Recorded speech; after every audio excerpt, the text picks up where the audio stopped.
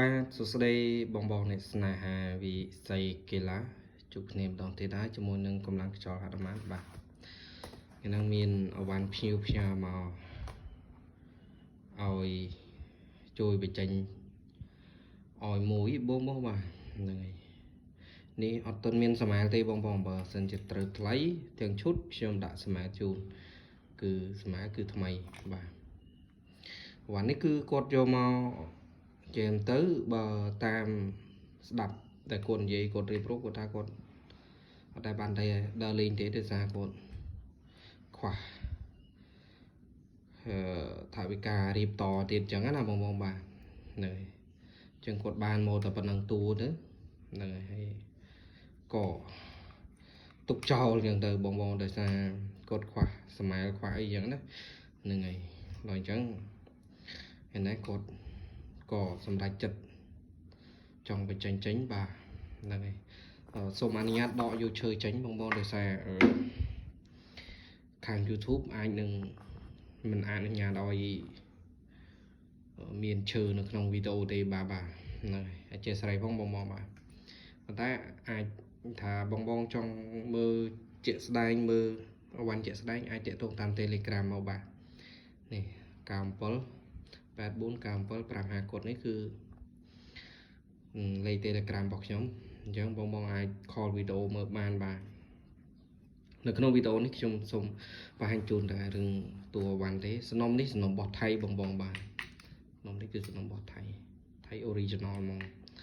ហ្នឹងហើយបាទហើយឈើនេះក៏មាន logo ដែរណា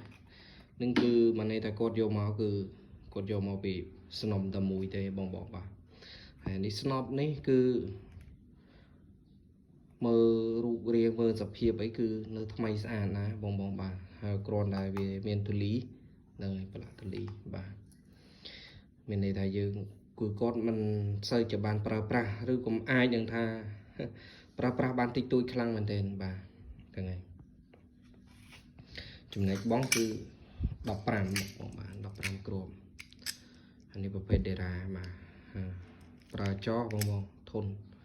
ក្នុងការប្រើប្រាស់គឺធន់ប្រើរយៈពេលវែងហ្នឹងហើយសម្រាប់បងដែលចង់បានរបស់ល្អហើយប្រើរយៈពេលវែងគឺហ្នឹងហើយអាចចូលបានបាទហ្នឹងហើយធន់ហើយសំណុំនេះក៏ស្អាតបងហើយសម្រាប់ខ្ញុំឃើញថាវានៅស្អាតគួរសមមានទំនិចទួចបាទហ្នឹងហើយដូចជាតាមនេះអីយើងអាចថាវាមានរបកស្នាមតិចហ្នឹងហើយតែបើយើងមិនបានសង្កេតក៏វាមិនឃើញដែរបាទតែនេះគឺខ្ញុំបញ្ជាក់ឲ្យហើយហ្នឹងហើយ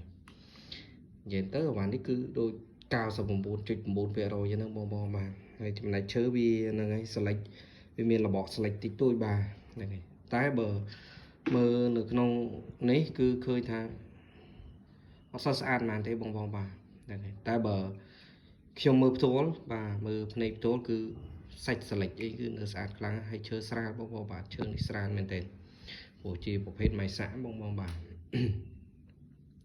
ហ្នឹងហើយវីដេអូនេះក៏មានតែប៉ុណ្្នឹងទេសម្រាប់បងដែលមានចំណាប់អារម្មណ៍អាចទាក់ទងតាមនេះបានហ្នឹងហើយ